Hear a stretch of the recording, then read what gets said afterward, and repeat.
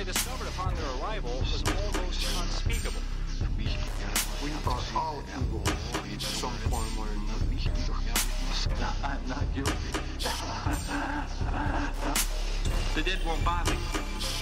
It's the living you gotta worry about. If I couldn't keep them there with me whole, at least I felt that I could keep their skeletons. Hi, guys. Hi. It's your favorite Bad Taste Crime podcast.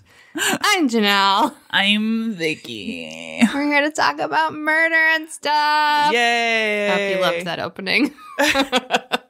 It sounded so strange. I know. So welcome to our show. If this is your first time listening, this is a special hello to you. We've got another great show for you. Do. Again, feels like we're returning to our roots in this episode a little bit. Yeah, just a touch. Yeah, I dig it. Before we get to that, though, let's head over to the newsroom. Unfit to breathe, our food is unfit to eat. We sit watching our TVs while some local newscaster tells us that today we had 15 homicides and 63 violent crimes, as if that's the way it's supposed to be. We know things are bad, worse than bad. This week, our news comes from NBC News, where in early February, a man named Christopher Erlbacher was convicted of first-degree murder of Caleb Solberg in Iowa. Erlbacher was sentenced to a mandatory life sentence. The entire ordeal stemmed from an argument over mayonnaise. Yeah. Which, I get it. I can see that. Mayonnaise is my favorite condiment.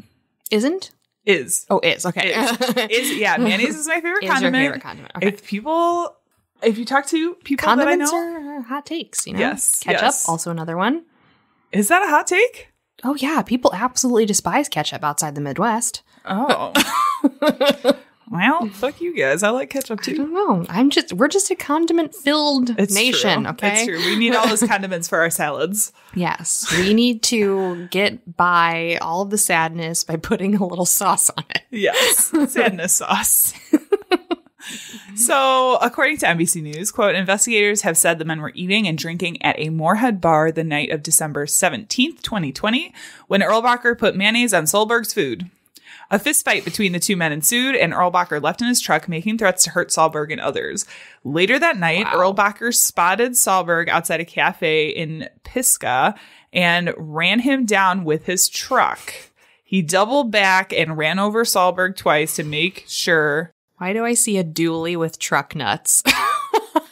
I would not be surprised. Confederate flag in the back. Oh my God. Yeah. Mm-hmm. Mud flaps with ladies on them. Mm-hmm. Yep. We're getting it. So he doubled back, ran over Solberg twice more to make sure Solberg was dead. So he's serving a life sentence for murder. All over mayonnaise. All over mayonnaise. Do you know that there is a thing out now called mayo chup? Yeah, it's like the ketchup mayo. It's ketchup and mayonnaise already blended together. Or if you watch Step Brothers, special sauce. I mean, it is basically It's, you know what? Thousand Island dressing. This might be another Minus hot. the relish. I was gonna say this might be another hot take, but That's Big Mac sauce. mayo and ketchup, love it. That's what Love it mixed together. That was my hamburger condiment choice Yeah, with pickles. ketchup, pickles, mayo. That's what I get on all my burgers. Tomatoes, lettuce. Yep. Everything but mustard. Ketchup, pickles, mayo. Yeah. So yeah. Anyway. Literally everything but mustard. Yeah. Okay, let's move on to Netflix and Kill. This week we are talking about Dig Deeper, the disappearance of Bridget Meyer. So this is a German documentary series that looks at the disappearance of Bridget Meyer. She had been in the midst of a divorce from her wealthy husband when she went missing in 1989. Police almost immediately looked at her husband, due in part to his already existing relationship with another woman, but he was eventually ruled out. There were many issues with the case, the largest seeming to be the police focusing on other things, like it just wasn't top priority. There were other murders that they thought might be connected, and they kind of shifted the focus away from a disappearance. Meyer's brother, who was also a police chief, but he was in another district, so he wasn't allowed to investigate. He was actually the only one to make any headway into the investigation in nearly, when he started his own investigation nearly 28 years later. A real break in the case came in 2017 when Meyer's remains were found under a concrete floor of a garage in a house on the outskirts of Lüneburg. An autopsy found she had been shot. The house belonged to gardener Kurt Werner Wichman, who had met Meyer at a birthday party a few weeks before her disappearance, and he, at the time, was not questioned. When they searched his house, authorities, even all these years later, found weapons, sedatives, and a torture room. And although this all seemed pretty damning, Wichman hung himself while he was in police custody. Interesting story. It's 4 episodes. They're an hour each, so pretty quick. German, so expect subtitles. Have you watched this one yet? No. Definitely interesting. I think just the way the police handled the investigation is like very questionable. Yeah. But worth a watch. Okay, this is that part of the show where we say content may not be appropriate for all listeners. Because what are we talking about today, Janelle? Crimes, murder. Horrible crimes. Horrible murder. We're going to take a little trip back and revisit something that we have talked about. Actually, I think a couple times. Yes. Pretty sure we've done like 2 episodes like this. Yes. We're going to go look at death penalty again. Yes. And this, we've probably done this a number of times because this is one of the things that I'm pretty passionate about. Like, my stance is against death penalty for a variety of reasons. I'm only okay if it's a guillotine. Only if it's a cool execution. Yeah. No. Garrote the world. No. Fucking garrote. Oh my God. Good times. Yeah. The death penalty has had like a really historical ride. There's been highs. Yes. There's been lows. There's been garrotes. There's been none. So probably more lows than highs, but yeah. I mean, there used to be like public execution times where that was like the main form of entertainment, to super torturous means of death. Yes. Lots of flip-flopping of statutes. It's been all over the place. And there's a lot of feelings involved in this, kind of punishment. Yes. And the history is really fucked in and of itself, but did you know that people with mental handicaps could be executed for crimes up until 1989? Yes. I did know that, which is really fucked up. Ew! And we know there's been many, many, many people wrongfully executed. That's a fact. Yes. Statistics. Yeah. But the death penalty in the U.S. has had an approximate 10-year period of inactivity from 1968 to 1977. So we're going to look at that a little bit. Okay. In my case. Okay. It started with the landmark case Furman versus Georgia, and the Supreme Court decided to effectively void 40 death penalty statutes and suspend the death penalty. So people were off the hook. Things got commuted to life sentences. Yeah. It was well in the world for those short years. The death penalty qualified as cruel and unusual punishment.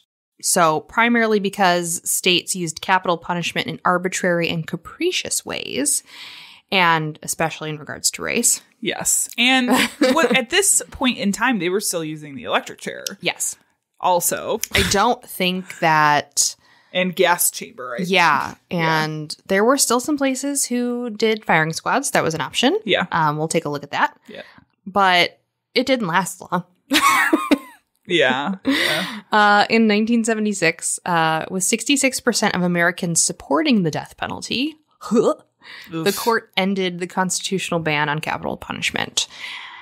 And for that short time, this act was unconstitutional. It would remain that way for long.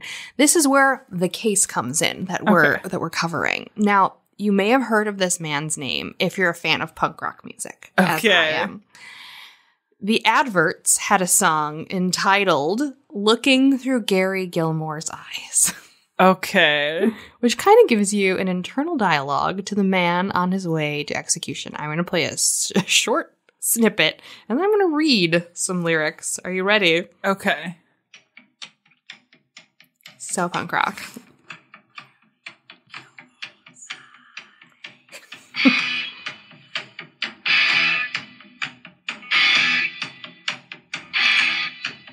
It's very fast.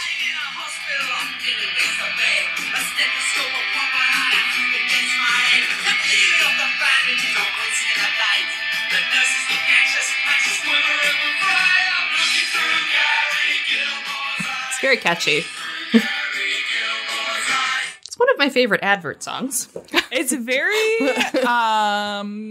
It kind of reminds me of something that would be at the beginning of a horror movie. Oh, yeah. That is like sort of a punky kind of, I get that Yes. vibe. I get it. So some of the other lyrics are interesting. It's it's interesting. They're peeling bandages, wincing in the light. The nurse is looking anxious and she's quivering at the fright. She's looking through Gary Gilmore's eyes, guys. So it basically kind of describes the feeling of having to go to your death. Yeah. A lot of times before you are executed, they give you a physical exam, which is stupid. Because if you're sick, they don't execute you. Right. What? Well, that all plays into that cruel and unusual punishment. Uh-huh. Yep. It's a topsy-turvy world. It is. But I listened to that song ages and ages ago when I was in high school because I, obviously, if you've ever heard a single episode of this podcast, was punk as fuck. Yes. Yeah. And the adverts, that's like one of my favorite advert songs. And if you're, weren't born or alive in the 70s, you're probably like, who the fuck is Gary Gilmore? Or if you've ever studied the law, you'd know who that is. Yes. But yeah. Upon further examination, after listening to this song, I was like, oh, okay. And then put it in the back of my brain for 1,000 years. Yes. Oh my God. And then this song came on because I have it saved as one of my songs in my list. And it came on. I'm like, oh yeah. Forgot about this one. Covered Gary Gilmore. Duh. So thank you, adverts, for re-inspiring me. Yes. Oh, okay. All right. I'm ready for it. All right. So Gary Gilmore was the first person in the United States to be executed since the SCOTUS issued its decision in Gregg versus Georgia. So they reinstated the death penalty. He was the first person to go. Why do you care? Well, it was in the manner in which he decided to die that was interesting. So okay, let's go into the case. Let's not reveal all the cards. I'm ready. Gilmore was born in Texas. That's all I need to know. Yeah, no. Exactly.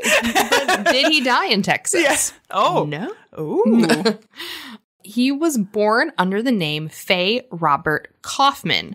Now, this was due to the fact that his father was a straight-up criminal. Oh. Okay. And Kaufman was a pseudonym that his father used to avoid the law. So not his real name. Okay.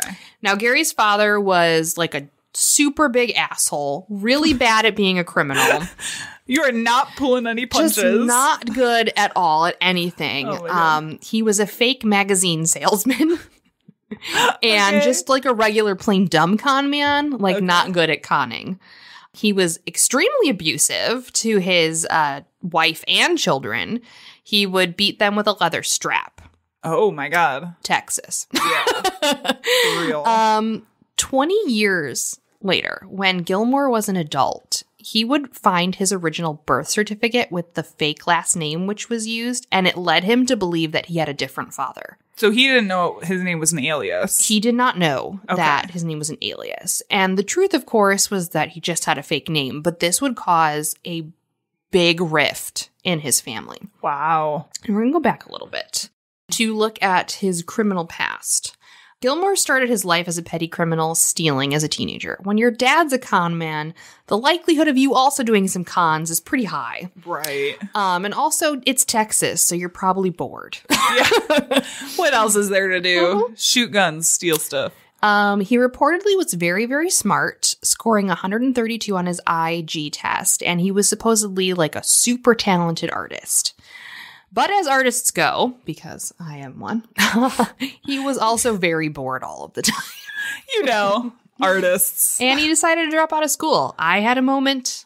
I hear you. Almost. It's very tempting. I almost dropped out of high school several times because I just fucking couldn't stand living here. Yeah. I get it, but I went through it. Yeah. And then I went to college 1,000 times and got 100 degrees. Ending school. Now I just have so many degrees. It's the opposite effect. Now, he started a small car theft ring at the age of 14.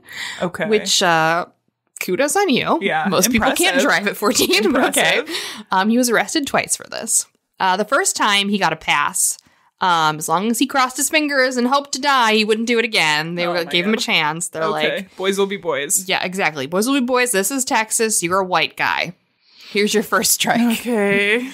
The second time, they sent his ass straight to juvie. Good.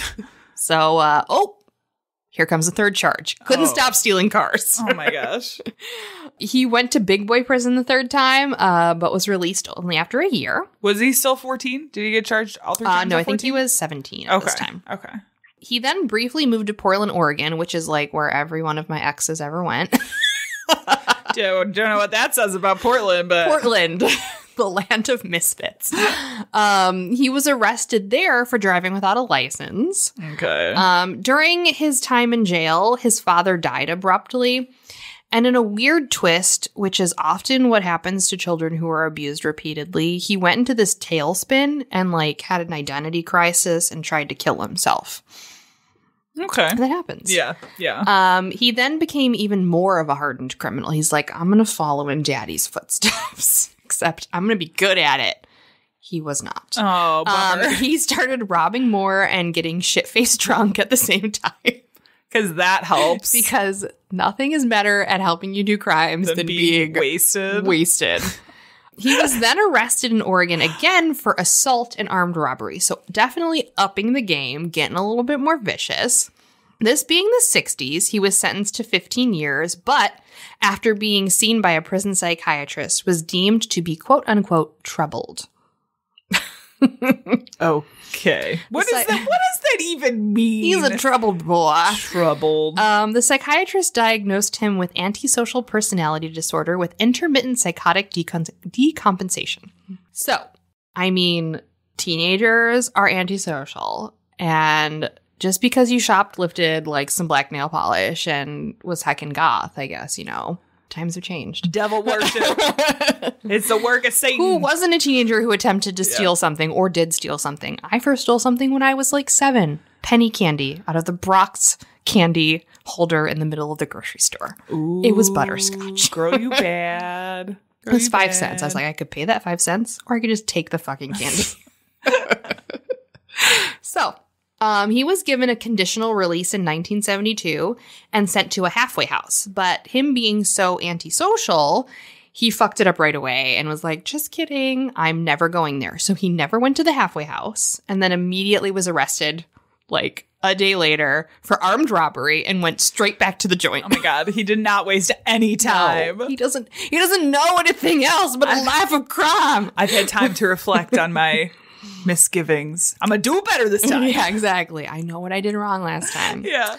So in 1975, he was transferred to an Illinois prison, and then the next year he again was conditionally paroled and then moved straight to Utah.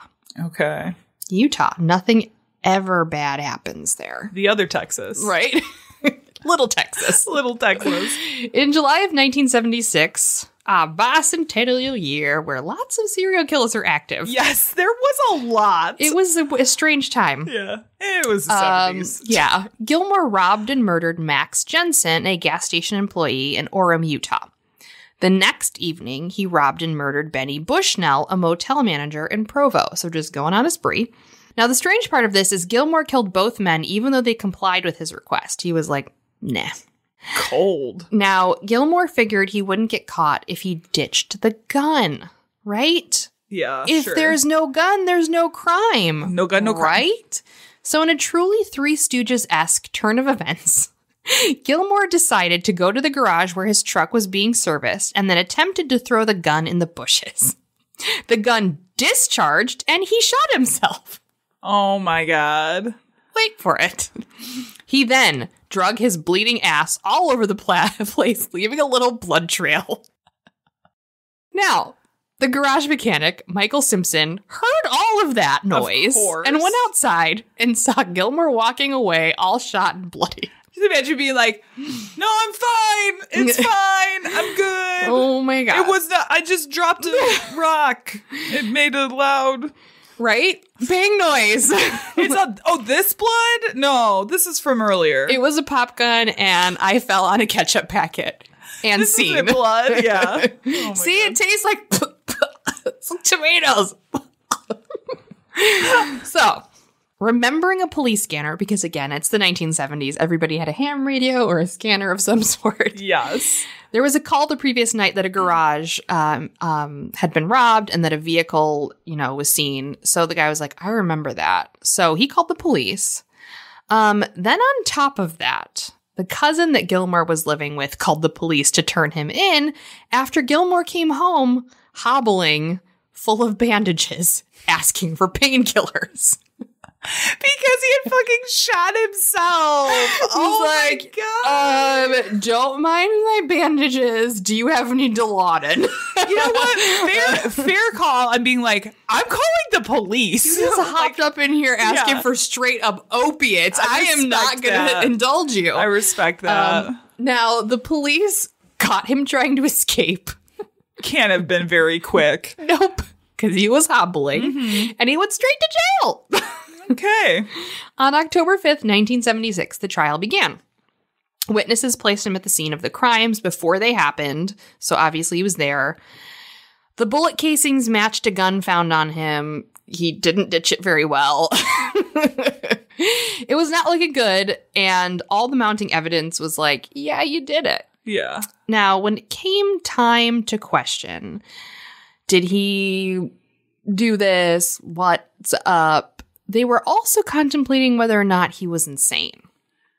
So this is where the trial took a little weird turn. Gilmore obviously had personality disorder. And the weird part was that his team of 2 lawyers did little cross-examination and they rested without calling anyone for the defense. On purpose? I don't know if it was on purpose, but they might have just been really bad lawyers. Yeah. Because there's also been cases of people like directing their lawyers to be like, don't call any witnesses. Well, don't even put up a case. There was a little bit of weirdness. Now, Gilmore obviously was not okay with this. He protested and he asked to take the stand in his own defense. And he wanted them to argue that his disassociation and personality disorder led him to have little ideas of what he was doing. Like he had no comprehension of what he was doing. Yeah. But there was also a lot of issues. They suggested calling people, and he's like, they're not good enough. They're not going to do a good job. But also, like, you're his lawyer. You can kind of do whatever the fuck you want to get the case going. Right. So, almost every psychiatrist that Gilmore saw stated they did not believe he was criminally insane. Only one doctor offered some kind of help. Okay. Dr. John Wood stated that antipsychotic drugs he received while incarcerated at Oregon State Penitentiary permanently damaged his brain. If you don't know, taking the wrong drugs will mess you up, and it potentially will mess up your brain chemistry permanently. Yeah. If you ever take antipsychotics or things and you're not psychotic, or if you take if you're depressed and you take the wrong antidepressants, it can intensify your depression. Yeah. If you're not depressed and you take antidepressants, it will make you suicidal. Yes. So it does bad things. Yeah, so if you're not suffering from whatever disorder you are and they give you the wrong medicine and you take it for a very long time, it will fuck you up. Mm-hmm. The other part of his insanity plea shenanigans, they should have explored those witnesses, like from his past, like when he was in that jail, when he was taking those drugs, talk to people before he started taking drugs, compare his behavior, and that just didn't happen. Yeah. Gilmore did suggest a couple people and they weren't contacted. And then the lawyers made that list of people and Gilmore was like, I don't want half of them. So there was a little contention. Okay. But like I said, being a lawyer, you should have persuaded him and those witnesses and disregarded his requests. Yeah. Like, you have to have something. Right. So there's a little bit of kind of shadiness in that kind of interaction. Yeah. They really, called it in for this trial. They did not really do their duties to their fullest. Yeah. So Gilmore took the stand, which is always a wise choice. And I'm going to read an excerpt from the book Executioner's Song by Norman Mailer about this. And a quote, Gilmore was a disaster as a witness for himself. He was angry at the prosecutor and he became a cross, tough, cold, remorseless. What emerges clearly both from the transcript and the book's day-by-day account is that his lawyers never prepared Gary Gilmore to take the stand. They put him up there and asked their questions and left him on his own as to how to phrase the answers and what to expect on cross-examination. Gilmore was torn about discussing his mental state. Years in prison and his short times on the streets had committed him to the hard guy image. He could not readily discuss fear, loss of control, despair, anguish, and self-disgust. Nor would he readily have talked to a jury and crowded courtroom about his prison experiences and the possibly devastating effects of proloxin, which was the drug that he took. He would have had to have been convicted to do that, but there is every reason to believe that he would have done it to save his life. He was never asked, much less persuaded. Yikes. Now, unfortunately, Gilmore didn't meet the criteria for insanity due to the lack of opinion from doctors. But another fun fact, at this time, the death penalty statutes on the books allowed for people deemed insane to be put up for the death penalty. So it really wouldn't have mattered anyway. Jesus, yeah. And also Utah. Yeah, for real. It only took 2 days, and the jury came back with a guilty verdict and unanimously recommended the death penalty due to the special circumstances of the crime. Which I don't really know what that was. He just killed and robbed people, so not really special circumstances, but sure, whatever. Was he using a weapon? He used a gun. Yeah, that's like an aggravating factor. He used a gun and everything. He robbed consistently with a gun. Yeah. It's for most of these charges, if you're using a weapon, it makes your charge an How else do you kill someone? Yeah. Your hands can be classified as weapons. Yeah. Or it could be the fact that it was a firearm versus another type of weapon. Like, also, it's Utah. Yeah. Weird. Also Utah. I'm just going to keep saying it's Utah. Yeah. Now, this case was special because Gilmore was the first person to be sentenced to death after the Supreme Court overturned the stay of death penalties. And the interesting part is how he decided to die. Now, Gilmore's mother sued the state for the stay of execution. The Supreme Court refused to see the case. And against his expressed wishes, Gilmore received several stays of execution through the efforts of the American Civil Liberties Union. He didn't want them to do this. The last of these occurred just hours before the rescheduling execution date of January 17th. The stay was overturned at 7:30 a.m., and the execution was allowed to proceed as planned. While on death row, because they were being, like, all these stays were happening, Gilmore attempted to commit suicide twice. He's like, please just fucking put me out of my misery. Yeah.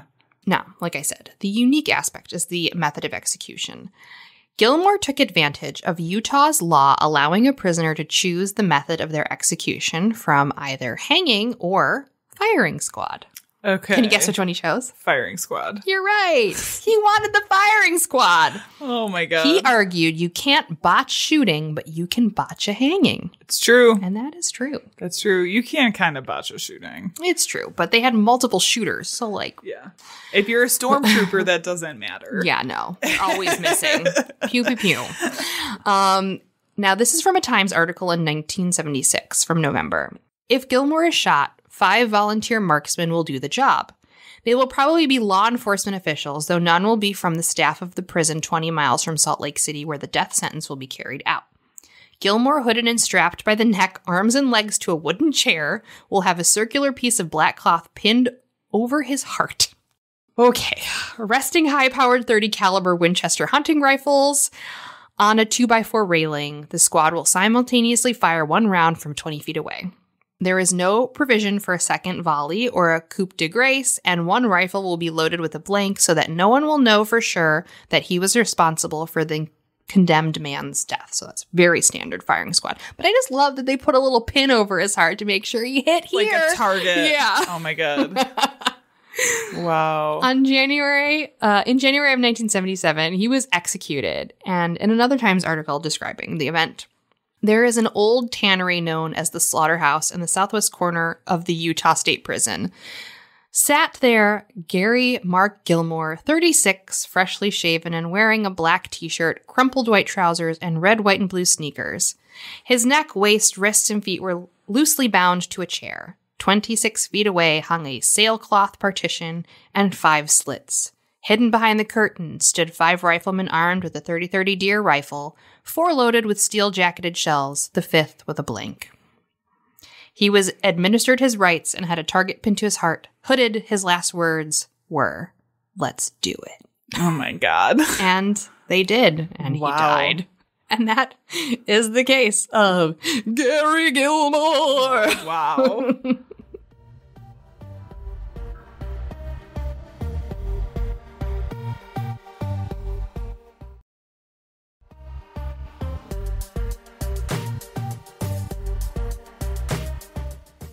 So I'm actually glad you started off with all of the death sentence moratorium and these insanity restrictions that plays into mine very well. Yeah, I just couldn't believe how fucking stupid the U.S. laws were and how everything was happening into the 70s and 80s. Yes. Like, what? Yeah.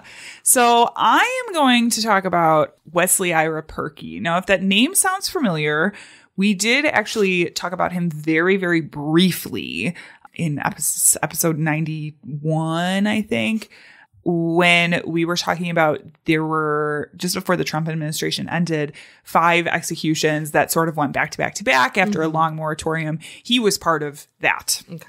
So we have mentioned him briefly on the show, but I wanted to look at his whole case because, like yours, sort of the back and forth with the Supreme Court is a little messy. Yeah.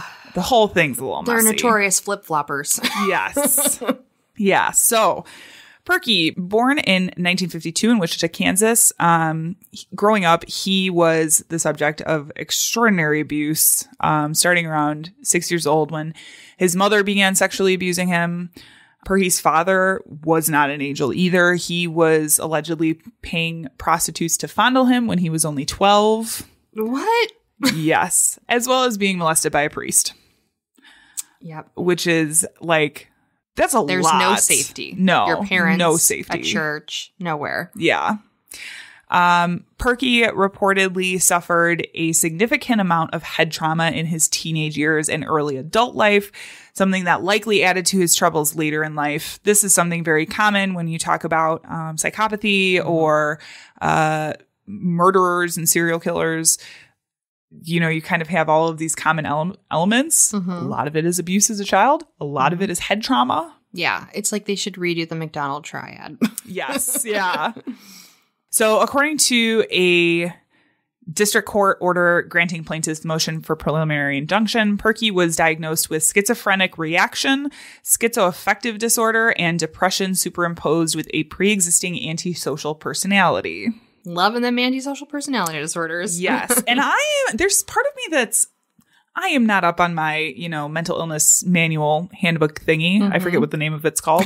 But I'm wondering if antisocial personality is still a thing that they do, because that seems very, or at least the naming convention seems pretty antiquated. I think it might have been renamed. That happens all the time. You're right. You know, they just put a different name on it. Right. Right. But something like having an antisocial personality, like you said, is like, is that really? It's just being a teenager. Yeah. It's me right now. I don't want to ever be around anyone ever. Same. I went in, it was in the phase, and then I was out of it, and now I am back into it. Right? Not I'm getting to that old age where I'm just like, let me be alone in a cottage far away from everyone. Yes. If you come near me, I will punch you in the face. So Perky's criminal history appears to start around 1975 when he was arrested for a burglary. This would start a series of receiving parole and then committing more crimes for a few years and sort of receiving parole. Just and like my guy. crimes. Mm-hmm. We have very similar cases. Yeah. Just it almost seems like maybe we years should apart. do something about it instead of putting him in prison. Maybe. Weird. That's too radical. I know. It's too radical. I know. During one of his parole releases, Perky and another man, Martin Foster, kidnapped Greg W. Kohlberg from a grocery store, forced him to drive to a vacant lot before they shot him in the arm and neck before stealing his wallet and car. Kohlberg survived the shooting and robbery and was able to go on to the trial. And Perky was later caught and tried. He was convicted of aggravated battery and given 15 years in prison. Okay. So while in prison, Perky was reportedly combative, uncooperative. He even got stabbed twice while incarcerated. That'll happen. In relation to some drug deals. However, in 1986, things seemed to be turning around in his life. He had joined Alcoholics Anonymous. He earned his associate's degree from a local community college. He was involved in drug and alcohol and mental counseling. So, like, by all accounts, he was a changed man. Yeah, rehabbing. Rehabbing, which... Like he should have done in the first place. Hello. Yes. Yeah. Are we against the prison industrial complex? Yes. Perhaps. Yes. Perhaps. Perhaps that is a Stay thing. tuned to find out. Right? But according to the Kansas City Star, an evaluation performed in 1992 showed Perky had classical psychopathy, although it was also noted that, quote, his education and intelligence moderated his antisocial tendencies. Was he highly intelligent? I think so. Because That's mine was the impression- also. That's the impression I get. They didn't give a certain like IQ number or anything. Okay, but, so like the smarter you are, the more you hate people. Okay, this makes so much sense. Yeah. I'm so smart. Is that why I hate everybody? As displayed by all of the degrees I have. In 1997, after 17 years in prison, Perky was released by the parole board over objections from the shooting victim, saying, quote, we felt he had made really good progress after 17 years. We felt he was suitable to be given the opportunity. So off he goes into the community. And not a bad thing will happen. That's the end of my story. Why are we doing this podcast? A year after his release, Perky had begun working for a plumbing company. On October 27th, 1990, he received a call for a job at the home of Mary Ruth Bales. Now, Bales was an 80-year-old woman. She had suffered polio as a child, so she was like very frail, like really on the frail end of things. After he had arrived, Perky asked Bales for cash to purchase a piece needed to fix her sink. After getting the money, Perky left, purchased crack, picked up a sex worker, and then returned to the house with the sex worker. I'm sorry, what? Yes. Wait, what the fuck? Yeah. 0 to 10? Yes. Kind of. There's like We'll talk about there's this. a plumber joke in there somewhere. Plumber's crack. Something about plumber's crack. Yeah, so he took the money, went out and bought crack, picked up a sex worker. Him and the sex worker returned to the house, and then he beats Bales to death with a claw hammer. Yeah. How did this event happen? I can only assume What? it was some sort of drug-fueled, rage-induced thing. I thought crack just made you Fall like asleep? shaky and tired. Yeah. That I don't know. Never done crack, Bloodthirsty. so I can't tell you. just, I mean, I also have never done crack, but like Yeah. from the people I've seen do crack. Right. So police were pretty quick to track him down. They brought him in. He confessed almost immediately. He was convicted and given 32 years in prison.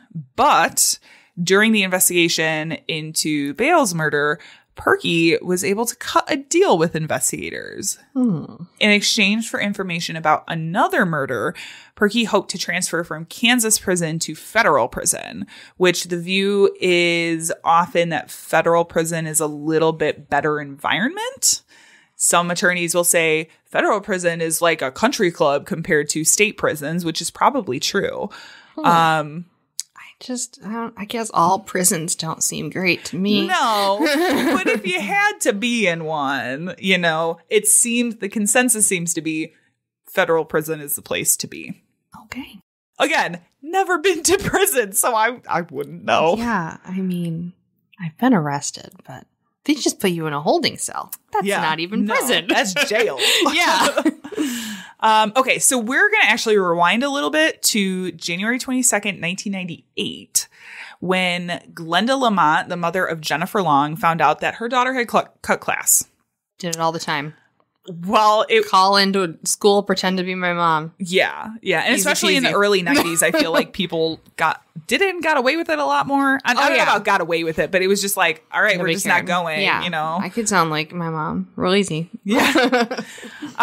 So it wasn't something totally out of the usual, but Lamont got even more worried when she just didn't come home. And so she called around to find out Again, where she also was did at. that. Yeah. Also disappeared. She called around to find out Nobody where she was at.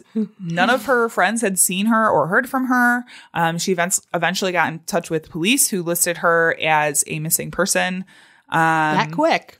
Yes. It took a little bit. I'm sorry, not a missing person. They listed her as a runaway. Okay. Sorry, what let is me that, like endangered or whatever? revive. Yeah. What's the stupid term they use now?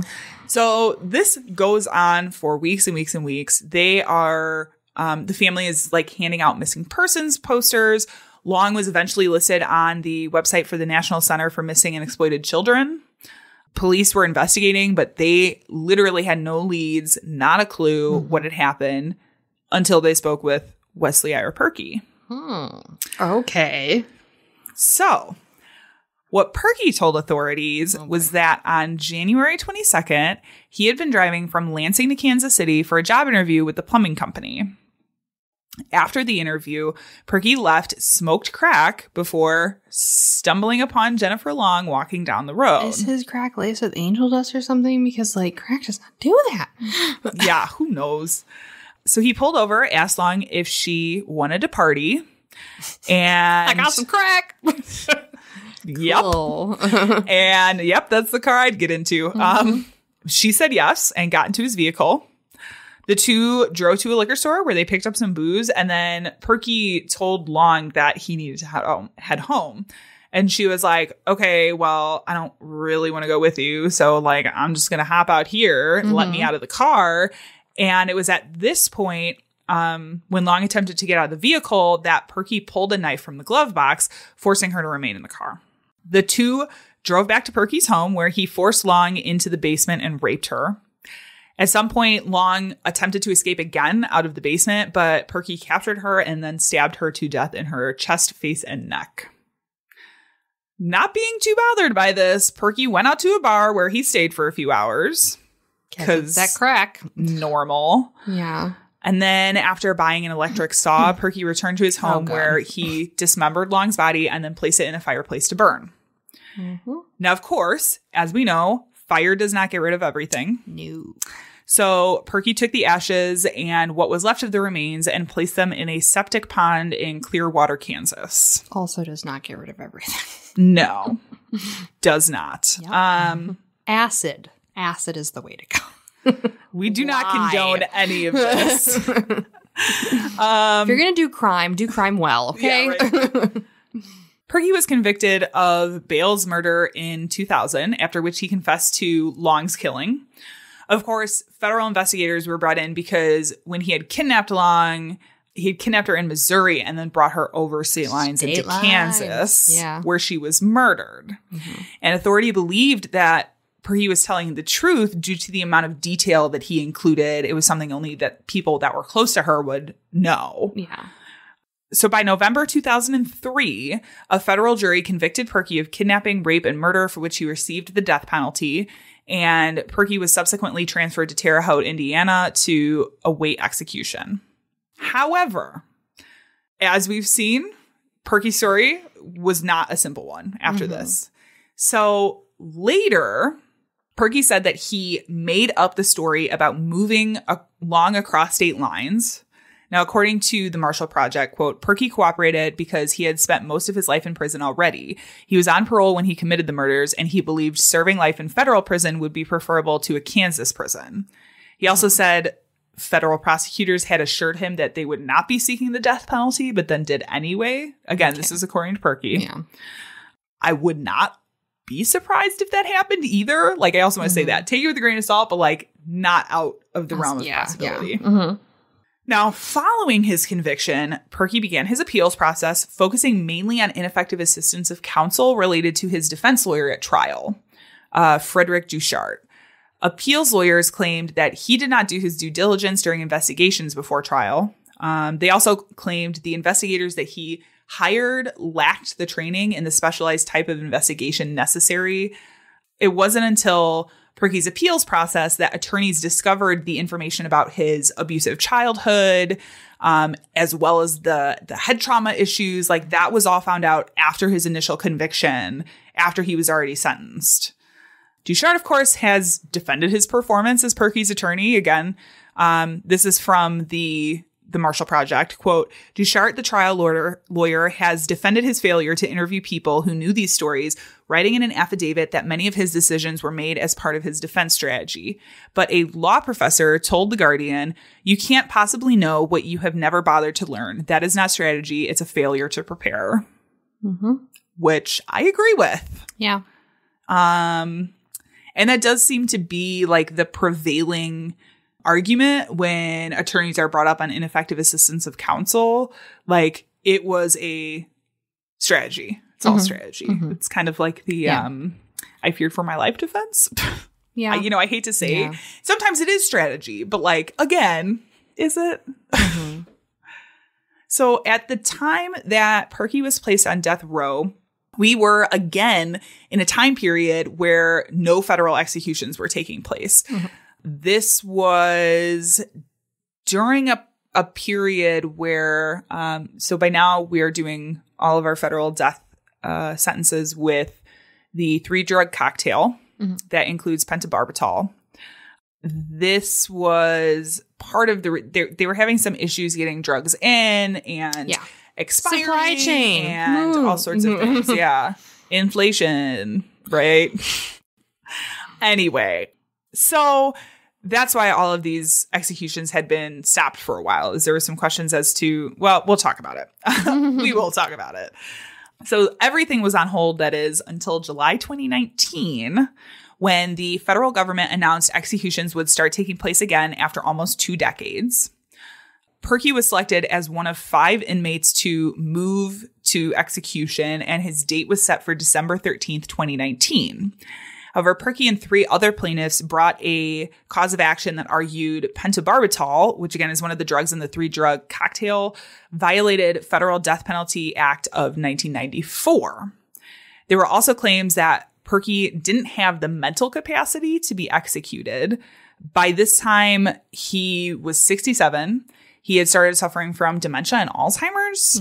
And he was at the time found fit to stand trial, but since then his mental state had deteriorated quite a bit. Eventually, the way was cleared for Perky to be executed after a 5-4 decision from the Supreme Court that I believe was en banc, which means they just didn't hear it as a regular court case. They just read through all the stuff.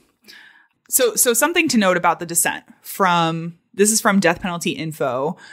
Quote, Justice Sotomayor authored the principal dissent, joined by Justices Breyer, Ginsburg, and Kagan. Sotomayor sharply criticized the court's decision to shortcut judicial review and permit the execution of an individual who may well be incompetent.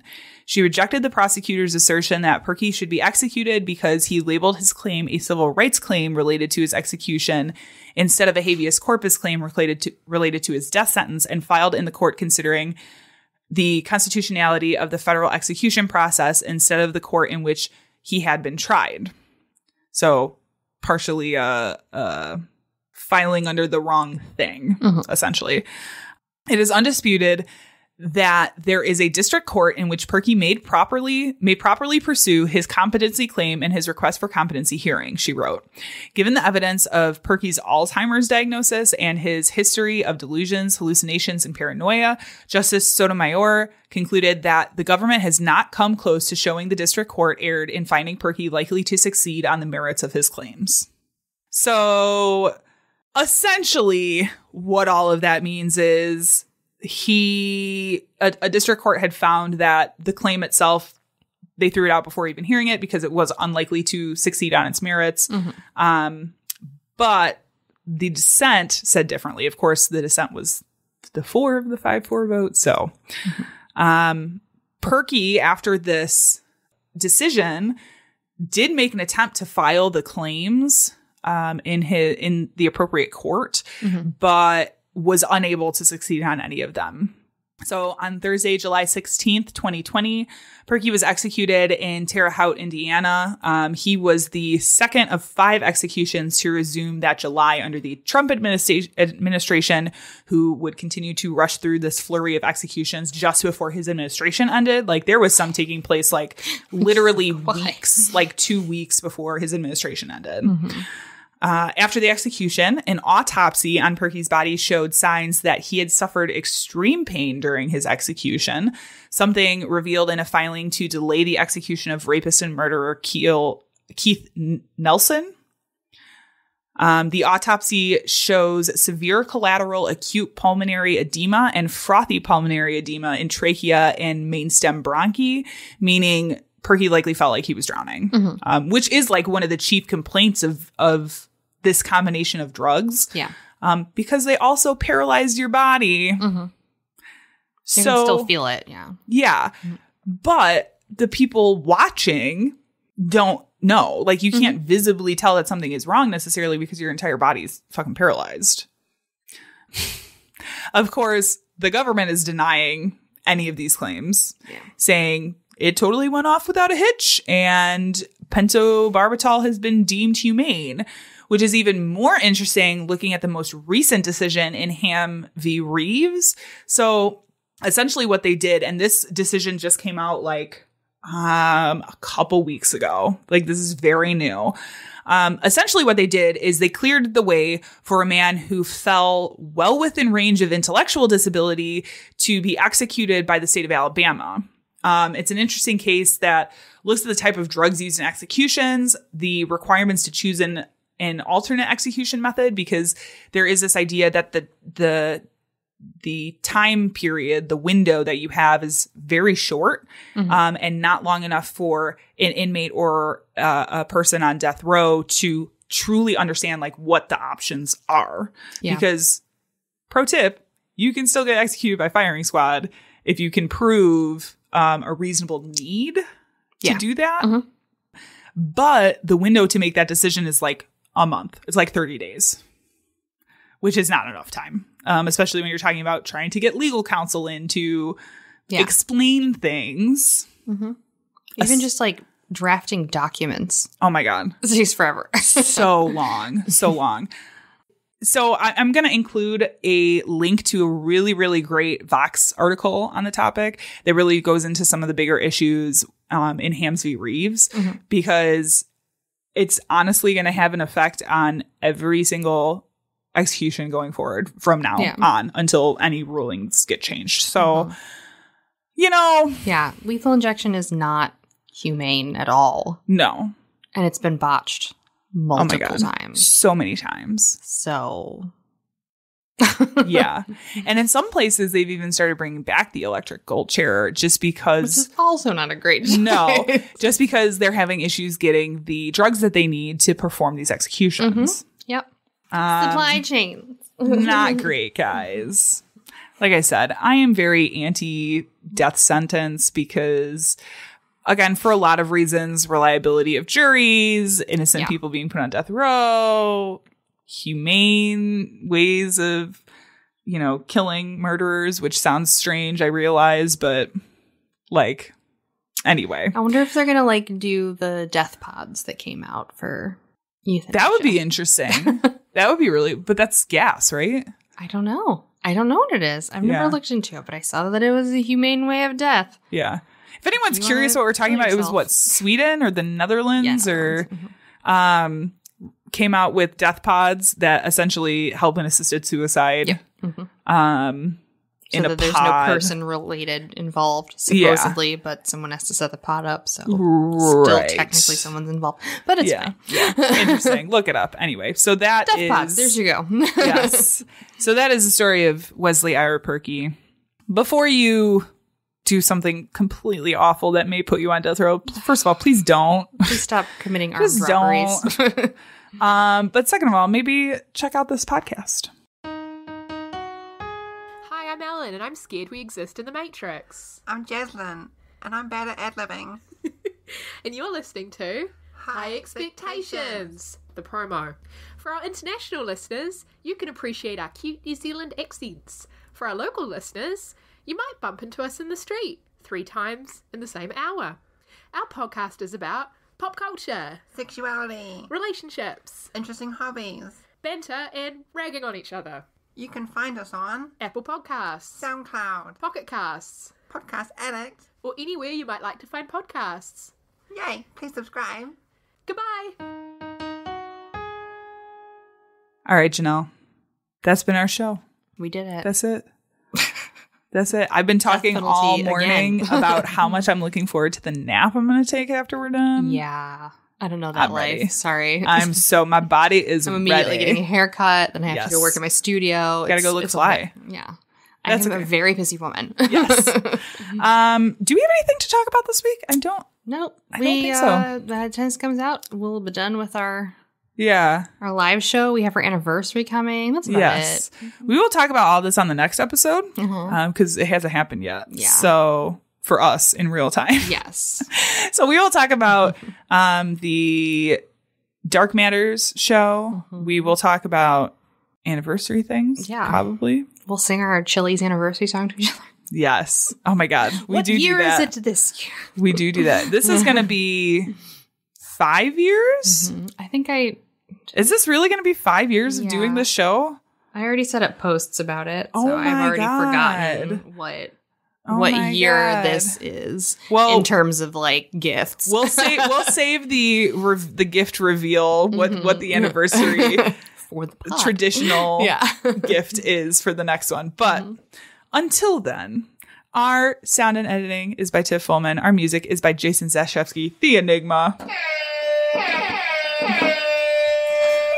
This has been the Bad Taste Crime Podcast. We will see you in 2 weeks. Goodbye. When they left their bodies on the hillsides along the highway.